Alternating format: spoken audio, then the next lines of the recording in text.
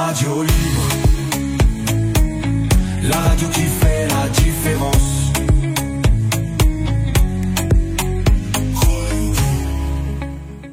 Bonsoir chers auditeurs, bienvenue pour ce live, cette émission en direct du mercredi 5 mars avec aujourd'hui un invité de marque et d'altitude aussi, Pascal Borel. Bonsoir Pascal. Bonsoir à tous. Merci de m'accueillir sur votre plateau. Bonsoir Pascal. Bonsoir Amael. Merci d'être venu. Amael qui est là, qui est présente et aujourd'hui la technologie, la technique marche, c'est magnifique. On se réjouit. Bonsoir tout le monde aussi. On y est arrivé et on a, nous, notre Pascal local interne. Oui, tout à fait. Bonsoir à tous et à toutes. Merci à tous d'être là. On va passer une soirée fort intéressante. Je pense que l'heure qu'on va passer ensemble, donc il y a l'émission publique qui dure de 19h à 20h, et elle va être très courte parce qu'on a beaucoup de choses à aborder et des anecdotes passionnantes à raconter aux auditeurs. Donc, Pascal Borel, tu es une personnalité qui a percé sur YouTube durant la crise Covid. Tu as une vidéo qui a fait plus de 2 millions de vues. Oui, c'est juste, oui. Voilà, de nous trois, je pense que tu es le plus connu ou le plus comme le loup blanc d'ailleurs. Pour les auditeurs qui peuvent pas te voir, donc actuellement tu as une grande barbe qui va très bien avec l'endroit où tu vis, dans les montagnes valaisannes. À 1600 mètres d'altitude, c'est juste. À 1600 mètres d'altitude, et tu fais le sage aussi, vu que tu as mis sur papier un peu les enseignements que t'ont apporté la vie, les conclusions auxquelles tu es arrivé, et puis tu donnes aussi des recettes pour les gens. Donc le livre s'appelle 2024. On va donner aussi ton site internet et tout ça. On va aborder des thèmes comme la santé, les finances, la démocratie, beaucoup de thèmes. Je ne sais pas par quoi commencer. Est-ce que tu nous proposes peut-être une introduction, Améal, et une question ou une... Oui, moi j'ai une question parce que je ne suis peut-être pas la seule à ne pas te suivre depuis 2020. Je suis allée voir une vidéo de toi ce matin, je suis beaucoup documentée et puis c'était juste incroyable d'avoir l'impression d'avoir un grimpeur prof de ski qui m'expliquait la vie, l'actualité, qu'est-ce qui se passe. Effectivement, t'es là avec ta grande barbe, on dirait un sage. Et puis une toute petite présentation, peut-être juste de ton parcours et de qui tu es. Voilà. Écoutez, d'abord, je vous remercie encore une fois de m'accueillir sur le plateau de Radio Liberté. Et je suis donc un typique Suisse, à savoir que je suis un mélange d'italien, de polonais, de français, d'allemand. J'ai un passeport suisse, j'ai fait mon armée dans ce pays et j'ai toujours travaillé, bien sûr, depuis la Suisse, mais j'ai travaillé dans la partie anglo-saxonne de la planète beaucoup, que ce soit en Angleterre, aux États-Unis. J'ai exercé à Paris, j'ai travaillé au Luxembourg, en Belgique, à Boston. J'ai travaillé en partie aussi au Japon. Donc voilà, mon parcours il est essentiellement financier. C'est pas forcément la partie dont je suis le plus fier aujourd'hui, mais c'est un état de fait. Donc ça veut dire que j'ai été l'arbitre de la bonne et de la mauvaise performance de tous les gestionnaires de fonds de la planète. Et j'étais cofondateur de donc Standard & Poor's, S&P, Micropal, qui mesure la performance de tous les gestionnaires de fonds. Et c'est moi qui distribuais en fin d'année ou en début d'année, on va dire, les récompenses pour les meilleurs gestionnaires de Suisse, en actions internationales, en obligations, en produits structurés et autres. Bref, donc ça c'est l'essentiel de ma carrière, mais au départ je suis un pur menuisier charpentier parce que j'ai quitté la maison aux alentours de 16 ans, j'ai été sur les chantiers, je voulais m'acheter des chaussures de montagne, des crampons, des cordes, des baudriers, parce que mon truc, ça a toujours été de faire de la montagne. Ma mère, en seconde noces, a épousé un guide de montagne valaisan, donc il m'a sérieusement stimulé pour faire ça. Donc j'ai fait 7 fois la patrouille des glaciers, 10 fois Verbier-Grimens en VTT, j'ai fait beaucoup des grandes faces nord de nos Alpes, et ça c'est déjà une partie de ma vie, dont je suis un tout petit peu plus fier. Et il y a quelques jours, mon fils me dit, écoute papa, on n'a pas fait la patrouille des glaciers ensemble, il faut impérativement qu'on fasse une fois. Je lui ai dit non, j'ai plus envie de faire ce genre de choses, allons faire un beau sommet, une course d'arête. Mais il m'a fallu environ 15-30 secondes pour me dire que si mon fils me demande une chose comme ça, je ne saurais le lui refuser. Je trouve ça juste extraordinaire, Pascal, parce qu'à la fois ton parcours t'a mené à la terre, à la nature, à la montagne, aux choses palpables et réelles, ce qui te permet de faire des analyses dans ce sens-là, et à la fois tout ce parcours financier qui est plus dans des sphères nébuleuses et très compliquées et qui n'a rien à voir avec la nature, te permet de faire des analyses extrêmement pointues dans ces domaines-là. Amael, si je peux me permettre, depuis les Médicis, à savoir les banquiers vénitiens, on n'a à peu près rien inventé. La finance était exactement la même que ce qu'elle était à l'époque, avec des moyens de communication plus rapides, avec des instruments statistiques un peu plus rapides, mais tous les fondamentaux sont là depuis plusieurs siècles. Donc, je me permets de le dire. Donc, si vous voulez, c'est quand même quelque chose, à mon sens, qui est assez abordable, et il suffit de poser son esprit dessus pendant quelques mois, voire une année ou deux, pour en comprendre les mécanismes fins. C'est ce qu'on a fait, et on a développé des outils, en fait, d'aide à la gestion qu'on a vendu, enfin, que j'ai vendu à plus de 120 banques ici en Suisse, à des centaines de banques en Angleterre, en France, au Luxembourg, en Belgique, mais bien sûr aussi aux États-Unis, au Japon, etc. Donc, oui, c'est une partie de la vie, mais c'est finalement ce parcours qui me permet de me désengager aujourd'hui. J'allais presque dire aussi de mes possessions, parce que bien entendu, quand on travaille dans la finance, les paysans qui travaillent la terre ont de la terre, les financiers qui travaillent de la finance ont de l'argent. Et moi, j'ai jamais voulu gagner d'argent, mais ça a été une conséquence du travail et du domaine dans lequel j'ai travaillé. Donc, ça veut dire que j'ai construit un des plus gros chalets ici à Verbier, que la famille royale d'Angleterre a voulu me racheter. Je vais pas entrer dans les détails parce que toutes les vidéos sont là déjà et elles ont été en partie censurées. Je m'en voudrais de faire censurer notre entretien d'aujourd'hui. Donc, on va rester discret. Mais voilà, j'ai fait ça, mais je me suis débarrassé d'absolument tout. Parce qu'un proverbe te dit que tu ne devrais jamais combattre un ennemi qui n'a rien à perdre car tu es déjà vaincu. Et je me suis mis dans une situation où maintenant je ne suis plus l'esclave de mes possessions. Je me suis débarrassé de tout ce que je pouvais me débarrasser pour, en fait, me mettre à disposition des démocraties, ou plutôt de ce qu'il en reste, des ruines des démocraties. J'appellerais plutôt cela des systèmes de gouvernance. Et je me suis littéralement isolé, pas en ermite, parce qu'on a quand même fait beaucoup de choses, ma famille et moi, ces dernières années, mais pour écrire le livre 2024. Qui te donne une feuille de route quant à la marche à suivre pour redonner leur force à nos démocraties en redonnant leur fierté du service public à nos politiciens. Aujourd'hui, on dit que aucun leader ne peut être heureux si son peuple ne l'est pas. Alors, j'ai une question pour toi. Est-ce que tu crois qu'aujourd'hui, Emmanuel Macron, Stammer ou autres pensent réellement rendre leur peuple heureux?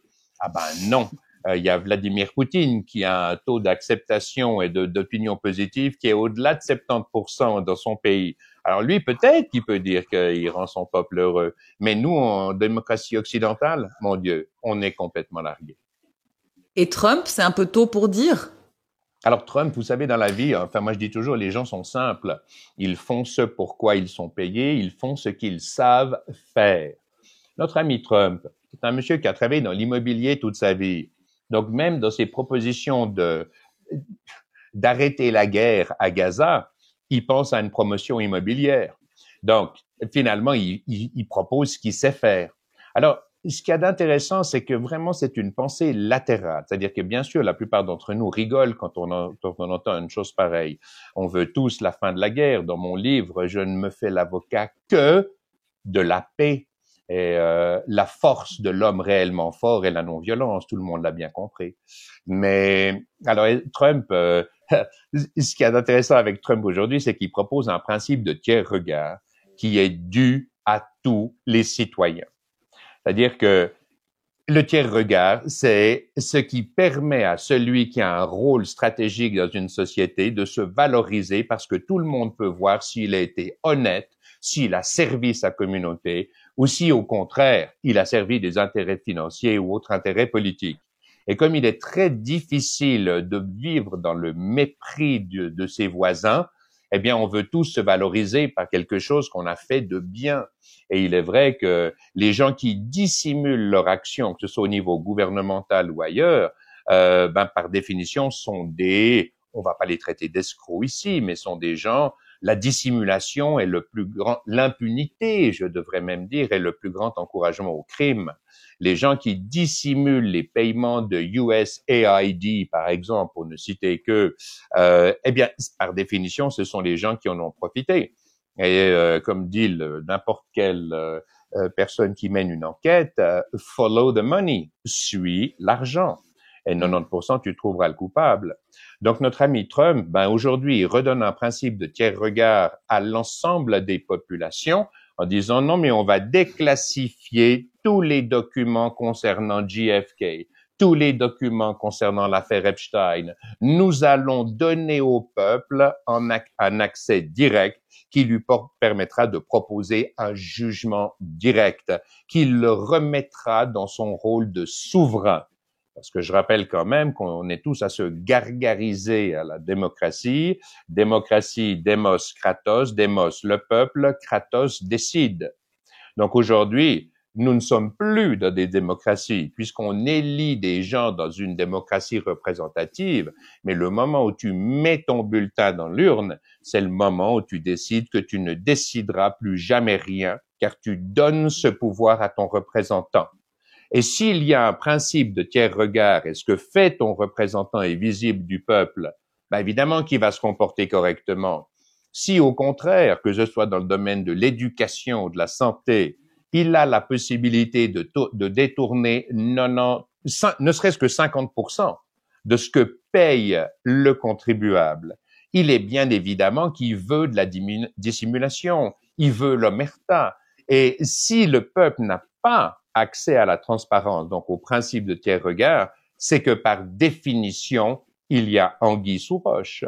Donc le seul moyen de remettre le peuple aux commandes, c'est de donner pleine transparence à chaque action dans le domaine légal, bien entendu. Je prends l'exemple du domaine légal pour une raison qui est très simple. C'est que c'est le citoyen par ses impôts qui paye pour le cadre juridique, et dès lors, tout ce qui est produit par le cadre juridique appartient à celui qui le paye. Quand tu t'achètes une voiture, tu peux regarder à l'intérieur, tu peux l'utiliser, ça t'appartient. Quand tu payes pour le cadre légal, quand tu payes pour le cadre gouvernemental, c'est un outil qui appartient au peuple, qui t'appartient à toi en tant que citoyen. Donc, ça veut dire que toute décision légale, 4 jours après un verdict, après un rendu, eh bien, toute l'information, absolument toutes les pièces doivent être à disposition du public. Et c'est la seule façon de responsabiliser les juges. Parce que le niveau de corruption, même au niveau des juges aujourd'hui, il est juste absolument monstrueux. Et on le voit avec l'exemple de Pam Bondi, qui est donc la nouvelle General Attorney, donc l'instance suprême de la justice américaine. Elle n'arrive pas à faire en sorte que les juges soient de son côté. Et même quand elle s'adresse aux forces du FBI, qui est pourtant géré maintenant par Kash Patel, qui est un monsieur qui est du bon côté de la barrière, qui est du côté du peuple, ça fait quasiment aucun doute, il n'arrive pas à sortir les documents. Et Pamela Bondi, je me permets, une femme extraordinaire. Il faut l'écouter en anglais, dans ses speeches, dans son engagement personnel à remettre la justice non pas au service d'intérêts financiers, de politiques qui l'utilisent comme une arme contre d'autres clans politiques, mais de remettre le DOJ, le Department of Justice, la justice au service des citoyens. Et mon Dieu, comme on en a besoin. Et attendez, on a en plus à la tête des services d'intelligence américains une femme comme Tulsi Gabbard. Tulsi Gabbard, moi je l'ai découverte quand elle était encore dans le clan des démocrates. Et c'était il y a 5-6 ans. Je l'ai vue 10 minutes parler. J'étais amoureux. Mais tant elle a de prestance, mais tant elle est extraordinaire. Ce sont des femmes, mais qui sont juste un étage au-dessus, quoi. Voilà, c'est merveilleux. Eh bien, malgré cela, malgré la volonté de Elon Musk de redonner ce principe de tiers regard au peuple, aujourd'hui, les top instances se font mettre des bâtons dans les roues parce que les gens, entre guillemets, malhonnêtes, se sont tellement gavés sur l'opacité de nos démocraties que si tout est mis en lumière, les gens voudront réparation et ils voudront vengeance.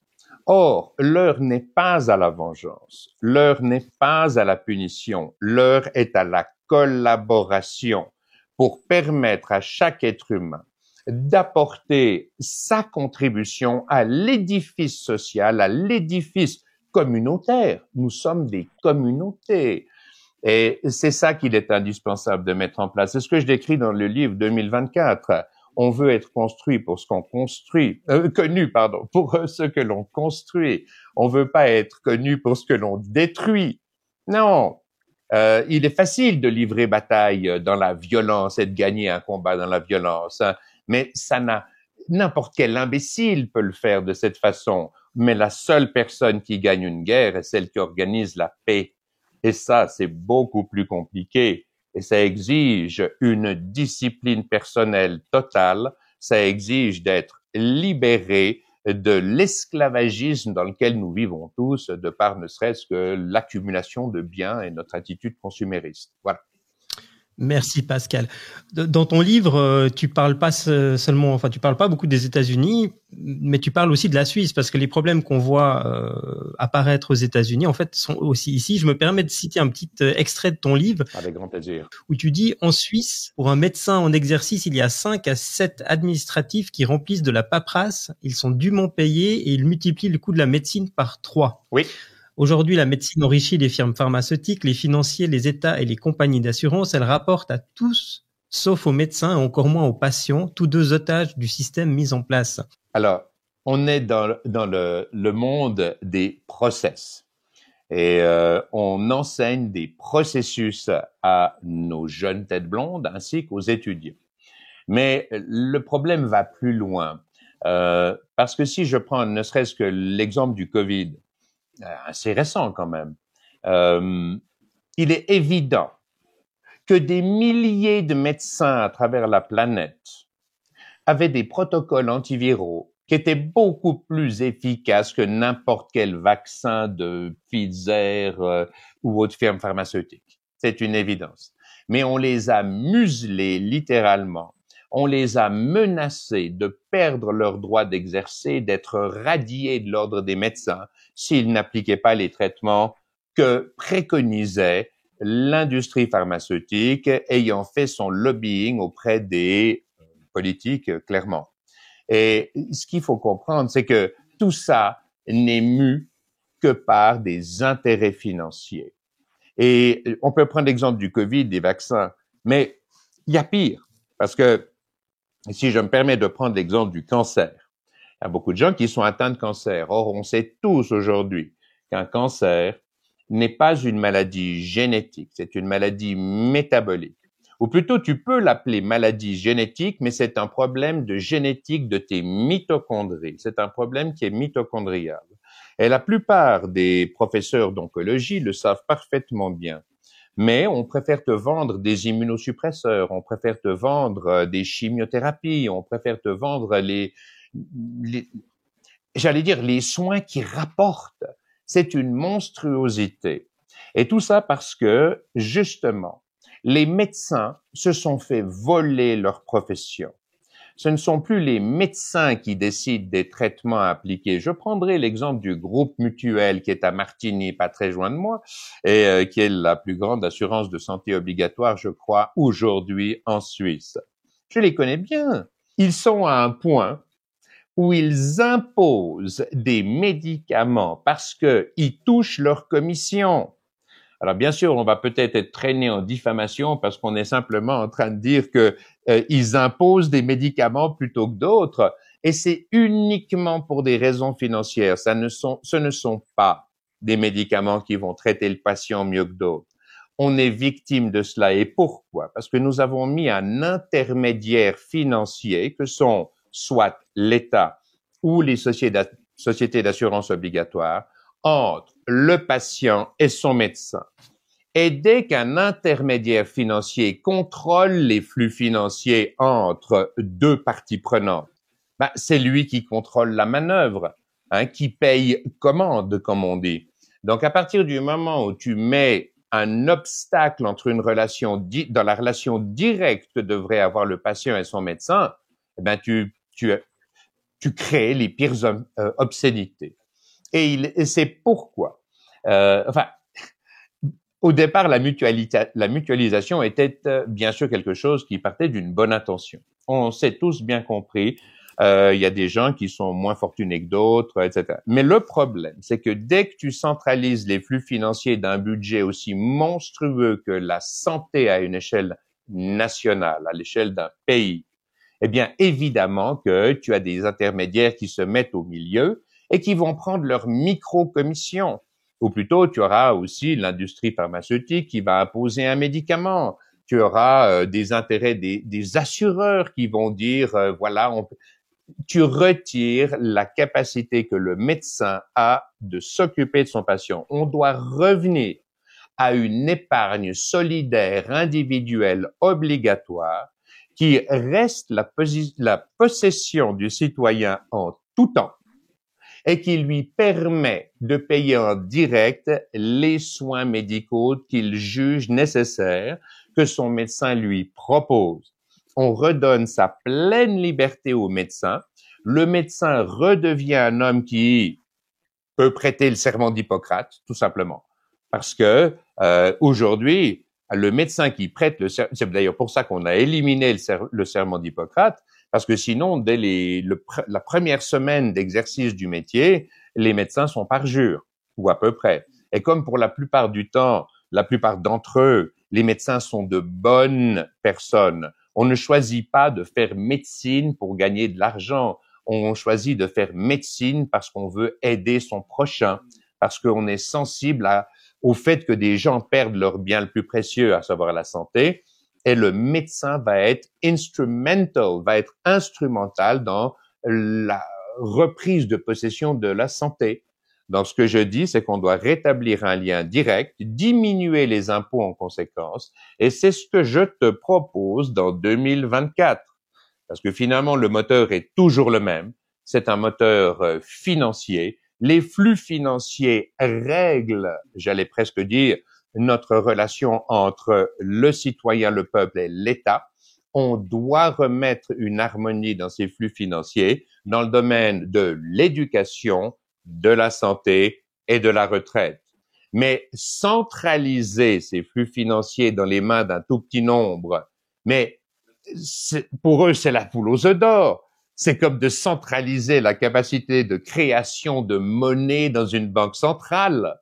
Évidemment que c'est anticonstitutionnel, mais les gens qui ont ce pouvoir, ils vont jamais vous le redonner, à part si c'est imposé par le peuple. Mais peut-être que je suis un peu en avance sur ce dont tu as envie de parler, Charlie, Amael. Venons-en, par exemple, pour cet exemple-là, quelle action concrète tu proposerais?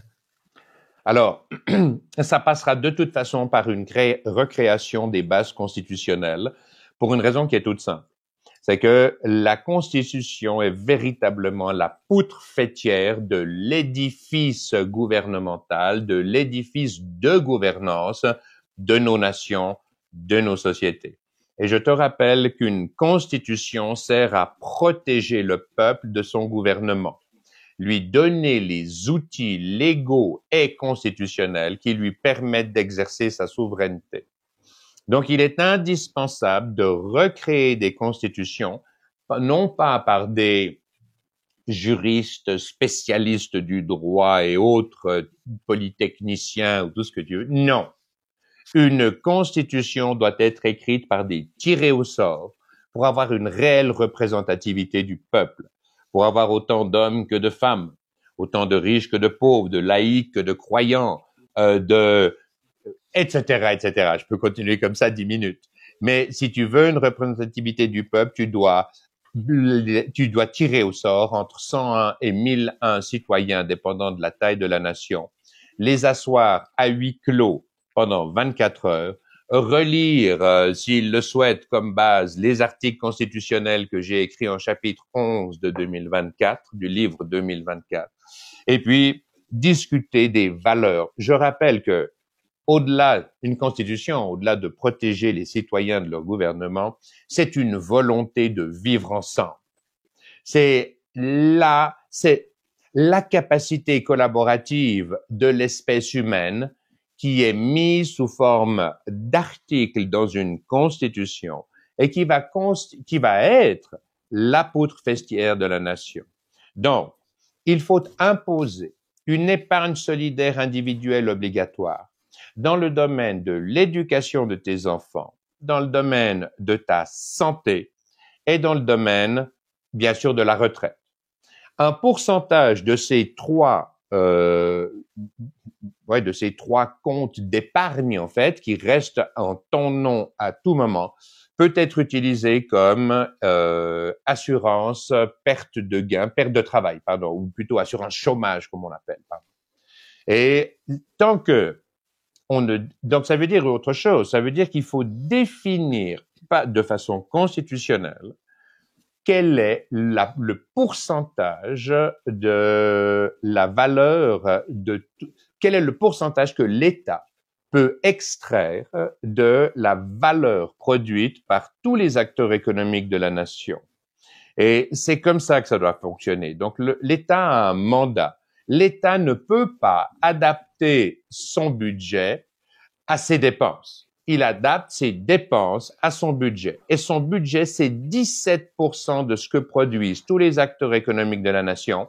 Il n'y a plus jamais d'autre impôt, aucun impôt indirect, pour faire en sorte que tous les citoyens aient accès aux produits qu'ils consomment, à leur valeur directe, immédiate. Et c'est les citoyens qui, sur des comptes de consignation à leur nom, vont épargner dès leur premier salaire 9% pour l'éducation, 9% pour la santé, 5% pour la retraite. Donc, ça veut dire une chose très simple, c'est qu'on a 17% pour l'État et on a 9, 9 et 3 comme épargne solidaire obligatoire de tous les citoyens. Bon, est-ce qu'on fait confiance aux financiers maintenant ou pas? Ah oui. Amen. Ça, c'est la prochaine question. Moi, j'aimerais juste rebondir, Pascal, parce que tu parlais de l'importance de la volonté de vivre ensemble pour pouvoir recréer ces bases saines, constitutionnelles. Or, en tout cas, en Europe, je le vois au Paraguay, c'est différent, mais en Europe, on est de plus en plus chacun pour soi, sa petite maison, sa petite voiture, son petit salaire. On a assez d'emmerdes pour soi tout seul, on va pas s'inquiéter des autres. Exact. On est totalement divisé. Et on est totalement divisé parce que les politiques ont bien compris qu'ils divisaient pour mieux régner. À force d'abuser des démocraties, en particulier de l'accès illimité qu'ils se sont donnés à ton argent, à la valeur de ton travail, ils savent une chose, c'est qu'il faut continuer à diviser pour être sûr que, si possible, les hommes, les femmes viennent à divorcer, ce qui signifie que tout le monde travaille. Ils veulent d'ailleurs, la plupart des couples aujourd'hui ne peuvent pas survivre sur le salaire d'un seul des conjoints. Non. Et tu dois diviser à tous les... C'est des vieilles stratégies. Hein. Je crois que diviser pour mieux régner, ça date de Lao Tse dans le livre de la guerre, me semble-t-il. C'est quand même à peu près 2500 ans avant le présent. Donc, les adages sont vieux comme le monde. Et c'est vrai qu'en Europe aujourd'hui, le citoyen est tellement humilié, il est tellement volé, on lui prend tellement de la valeur de son travail, ne serait-ce que par l'inflation. Rappelle-toi, si tu avais $100 de pouvoir d'achat en 1920, aujourd'hui, tu as 95 centimes en poche. Donc, on a divisé par 100 en un siècle la valeur de la monnaie. Et c'est l'impôt le plus injuste parce que ça frappe les épargnants, les gens qui ont mis 100 000 francs à la banque. Tu pourrais me dire que l'État, en un siècle, a volé 99,10% de la valeur de tes économies. Et d'un point de vue purement statistique, mathématique, il n'y a rien à dire à ça, c'est un fait. Et là, je t'ai même pas encore compté la TVA, l'impôt sur l'énergie, est-ce que tu te rends compte que le pétrole à la pompe devrait coûter 25 centimes du litre et que tu le payes près de 2 francs? Mais où va l'argent? Ah bah, il est pris par les États. Il est pris parce que tu produis du CO2 et que le CO2 est le moteur du réchauffement climatique. Alors même que le CO2 est le premier maillon moléculaire de la chaîne du vivant. Il n'y a pas une molécule de ton corps, jusque dans tes acides aminés, tes acides nucléiques, qui n'ait pas un atome de carbone en position centrale. Ce qui veut dire, et ce carbone n'a qu'une seule source, le CO2, car c'est la photosynthèse des plantes qui capte le carbone pour le métabolisme, pour la biologie de la plante, et qui relâche l'oxygène en tant que produit de déchets. Et 99,99999% de l'oxygène de l'atmosphère terrestre est produit par la photosynthèse. Donc, accessoirement, ça nous est assez utile, parce que depuis qu'on est sorti du ventre de maman jusqu'à notre dernier souffle, on peut pas s'en passer pendant plus d'une minute. Soyons quand même clairs. Donc, les gens viennent t'expliquer que le CO2 est un polluant. Encore une fois, tu vis dans un empire du mensonge. Le CO2 est le premier maillon moléculaire de la chaîne de la vie. Et il n'y a pas une molécule du vivant dans le règne des fongiques, dans le règne végétal ou dans le règne animal qui ne vienne du CO2. Bref, je te la fais courte, on est complètement divisé, totalement divisé, parce que on jette le doute. Je parle à ma nièce il y a quelque temps. Elle vient m'expliquer, moi qui ai étudié, j'ai écrit un chapitre qui s'appelle l'Empire du mensonge, où je t'explique, je te donne tous les chiffres. Mais par A plus B, j'ai parlé à mes gars à Harvard, au MIT, j'ai parlé à des gens de Oxford, de Columbia, etc., etc. Ils me disent tous, ils me confirment tous les chiffres. J'en ai un de l'EPFL qui me dit, Pascal, ce qu'il y a de bien, genre, j'ai lu ton livre, j'ai lu tes articles et tout. Il me dit, tous tes chiffres sont corrects. C'est une rareté. J'en ai parlé dans une vidéo. Je me suis permis. Et j'ai été un peu critiqué parce que, évidemment, vous savez, on dit, sois une bonne personne, mais ne perds pas ton temps à essayer de le prouver. Et je pense que c'est fondamental. Moi, les gens qui lisent mon livre, bon, ben, ils y trouveront une feuille de route, ils y trouveront un état des lieux, ils y trouveront les articles de constitution universelle qui concernent tous les êtres humains. Ils aiment pas. Mais en attendant, un enfant de 7 ans peut très bien et très facilement le comprendre. Donc, comment recréer l'union? Il faut recréer l'union. Merci. Ben, c'est ça. Et la seule façon de le faire, c'est de rendre les gens fiers de ce qu'ils font, leur rendre leur pouvoir d'achat, les convaincre qu'ils sont forts. L'être humain est le top prédateur de la planète. Et dans l'éducation obligatoire étatique actuelle, on veut te faire croire que tu es faible, que tu as besoin du gouvernement pour ta sécurité, et puis besoin d'assurance pour t'assurer contre le vol, contre la main cassée que tu auras en faisant du ski, etc. Tu es un petit faible. Mais l'être humain n'est pas faible. L'être humain a conquis tous les environnements de la planète en moins de 400 000 ans. Il est passé du dernier des charognards dans le rift africain au top prédateur qui domine tous les environnements. Et aujourd'hui, tu as des politiques, c'est la politique c'est la stratégie de la mafia. Tu es fragile, tu es en danger, donne-moi ton argent, je vais te protéger. C'est la stratégie de la mafia. Donc, non, l'être humain n'est pas fragile. L'être humain est fort, il est courageux, il est déterminé, il a conquis tous les environnements et tu dois arrêter de te faire laver le cerveau en pensant que tu es faible. Je te donne un exemple. Le jeûne. Moi, je pratique le jeûne depuis pas des décennies, oui, mais en tout cas 1 décennie et demie, on va dire, le jeûne intermittent. Et puis, je fais des jeûnes secs.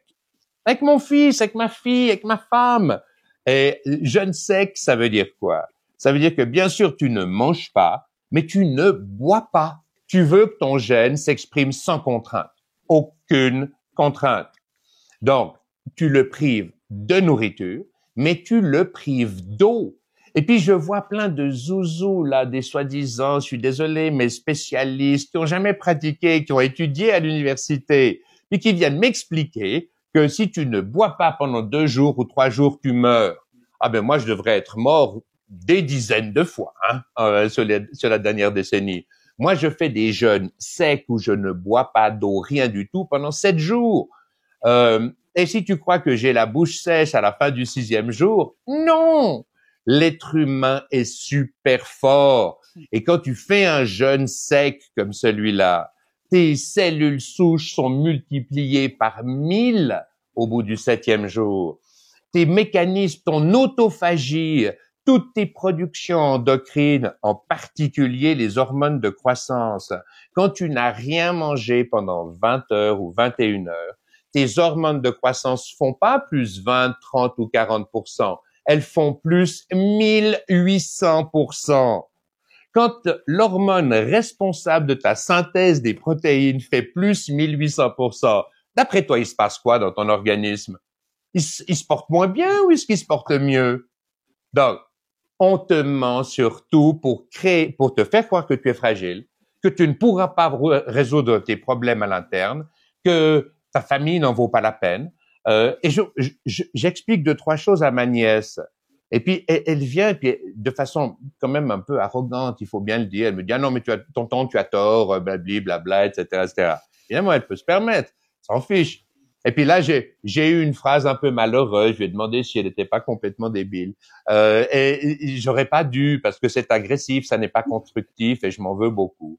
Mais, en attendant, on te ment en permanence pour te voler la valeur de ton travail, te voler ton argent, pour se donner un accès illimité à ton argent. Et c'est ce que veut l'État, parce que c'est le moteur de la guerre, c'est le nerf de la guerre, on le sait tous.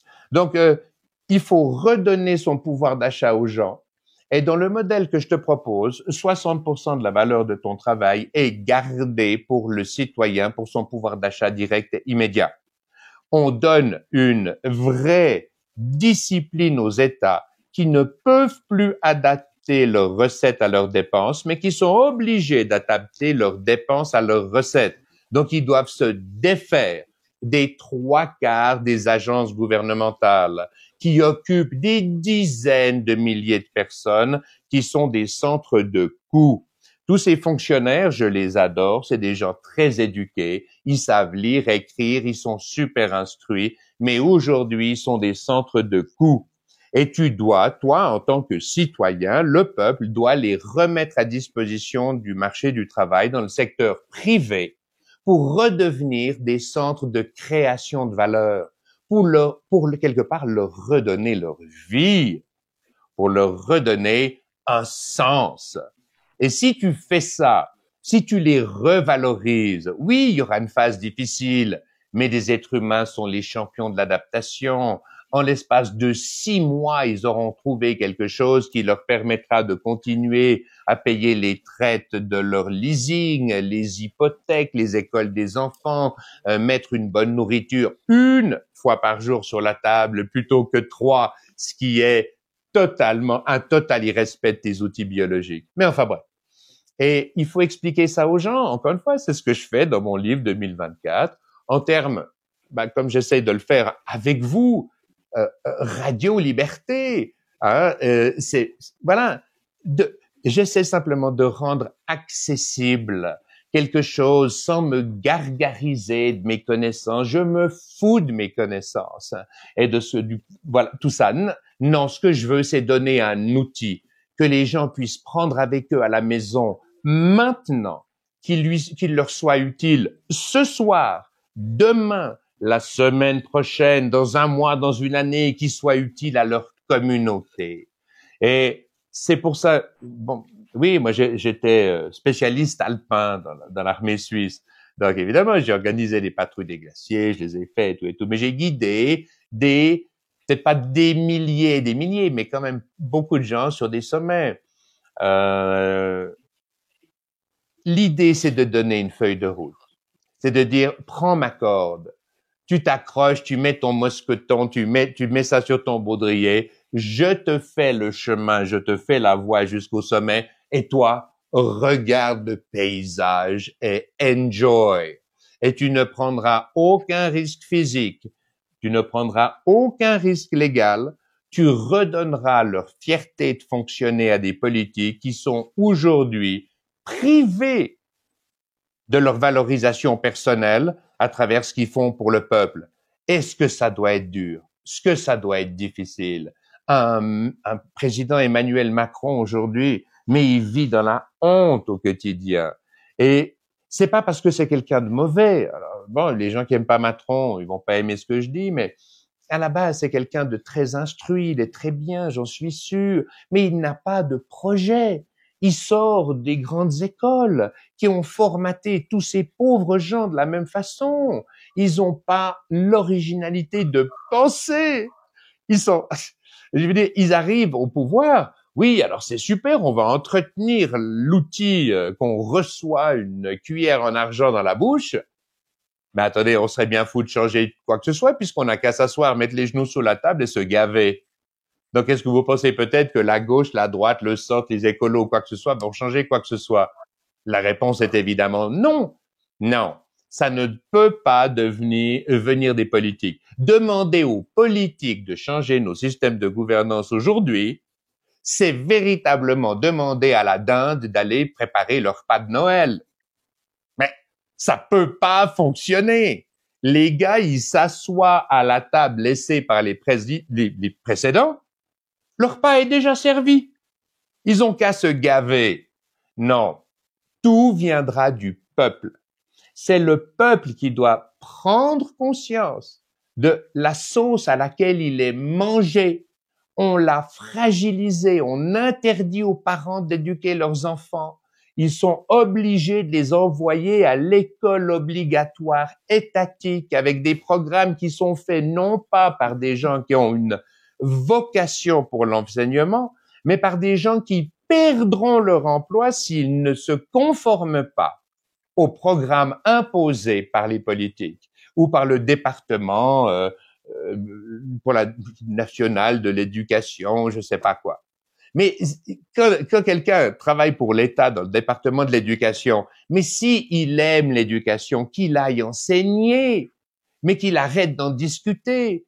C'est pas à lui de choisir les programmes. Comme je l'ai dit pour les médecins, la médecine aux médecins, l'éducation aux enseignants professionnels. Mon grand-père était professeur de latin-grec. Si vous lui aviez dit, ne serait-ce qu'une fois, essayez de dicter le programme qu'il enseignait à ses étudiants, mais vous seriez fait crucifier. Hein? Parce qu'il était super féru de littérature, latin grec, on s'est compris, hein? Mais littérature, histoire, et il l'enseignait à ses enfants, la plus intéressant, à ses étudiants d'une façon qui était merveilleuse. Mais c'était une pure vocation. Aujourd'hui, on a des mercenaires qui reçoivent un salaire à la fin du mois pour appliquer un programme qui est imposé et qui est le même pour tous, un one size fits all, hein, comme si la même taille d'habit pouvait habiller tous les êtres humains. Mais faut réfléchir. Non, ça peut pas fonctionner. Et notre système éducatif, il est total dysfonctionnel. Et encore une fois, quand les parents auront éliminé l'intermédiaire financier qu'est l'État ou Dieu sait quelle organisation et qui vient s'infiltrer entre l'enfant et son professeur et les parents, bien entendu. Mais quand on aura éliminé ça avec les parents, on aura rendu les impôts que payent les parents aux parents pour payer en direct l'institution qui éduque leurs enfants. Non seulement on aura de nouveau de la concurrence, donc ça veut dire que les écoles deviendront beaucoup plus concurrentielles. On impose un tiers regard au niveau des états financiers de tous les services qui ont un aspect social. Et ça inclut bien sûr l'éducation, la santé et la justice. Je l'ai entièrement décrit dans mon livre 2024. Eh bien, le jour où on fait ça, et que l'éducation appartient de nouveau aux parents, mais we're in business, baby. C'est bon. C'est bon. Mais si vous aviez dit il y a un siècle à des parents qu'ils allaient devoir se séparer de leurs enfants à 8 heures du matin pour les récupérer à 5 heures l'après-midi et qu'ils allaient dans l'intervalle être éduqués par l'État, mais vous auriez été lynchés, vous auriez été des traîtres à votre famille, vous auriez été crucifiés, ça aurait jamais passé. Et aujourd'hui, c'est ce qu'on impose, c'est ce que on fait croire aux parents qu'ils sont trop stupides, ignorants pour éduquer leurs propres enfants. On te fait croire que tu es faible. C'est une obscénité. Personne n'est faible. L'être humain est super fort. Il a un cerveau qui est une des plus... C'est une merveille de la nature, le cerveau humain. Et il est capable de s'adapter à son environnement. Il s'adapte, il est le... Je te rappelle, quand tu es né, ton cerveau était pré-câblé, mais il était vide.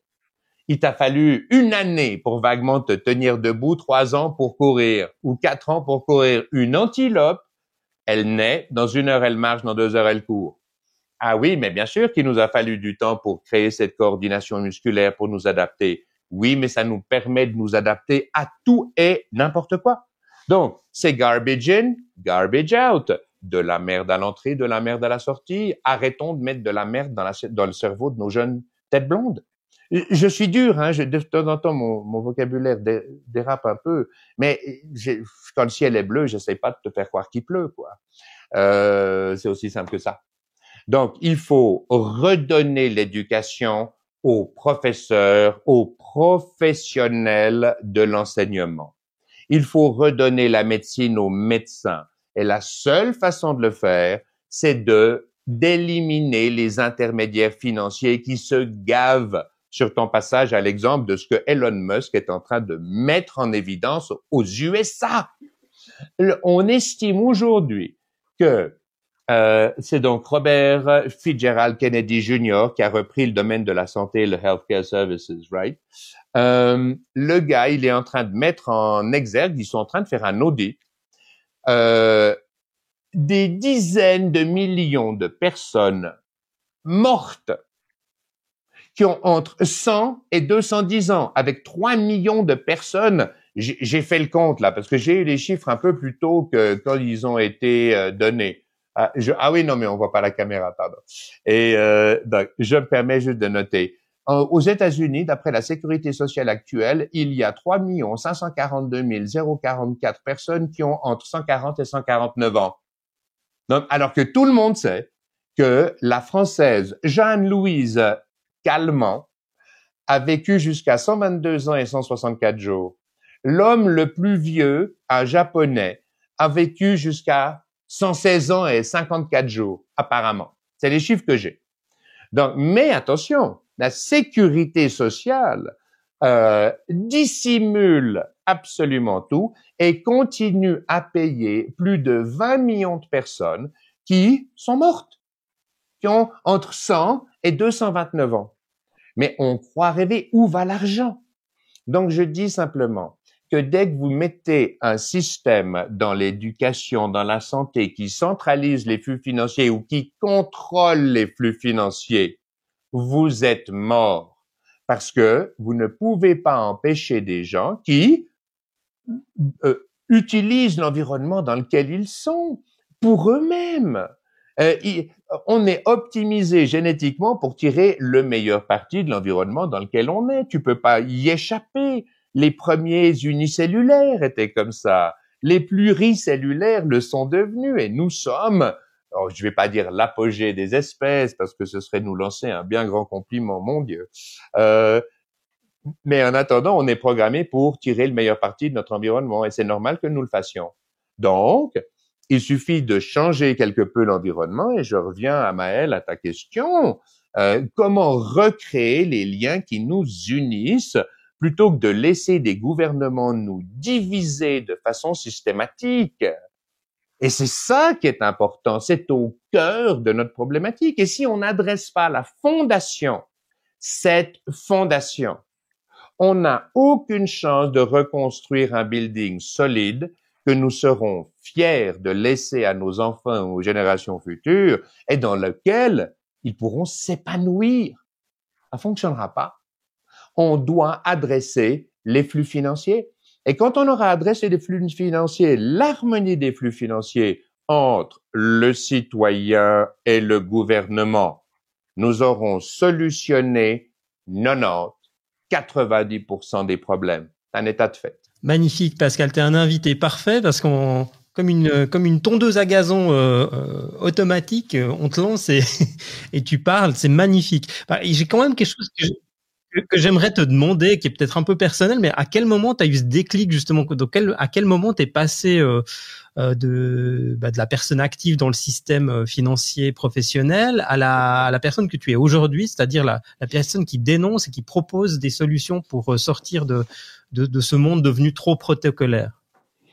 J'ai un de mes amis, mon ami John, belge d'origine, mais suisse, ponte, EPFL, etc., etc. Un jour, il revient d'un voyage en Inde, mais un sérieux voyage en Inde. Il y a passé du style, je me souviens plus, 4 mois, 6 mois.